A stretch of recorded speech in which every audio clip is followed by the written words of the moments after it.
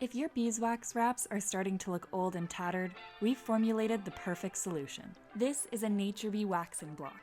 It is made of the same ingredients we infuse into your beeswax wraps and can turn your old wraps from this to this. Here are the materials you'll need to get started. To begin, simply lay your old beeswax wrap onto a piece of parchment paper. Next, grate 1/4 to 1/3 of your waxing block. Spread the grated wax evenly across your wrap and place your second piece of parchment paper on top. On its lowest heat setting, use your iron to melt the wax back into the cotton base of the wrap.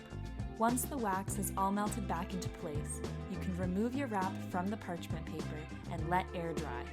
And there you have it, your old beeswax wrap, good as new.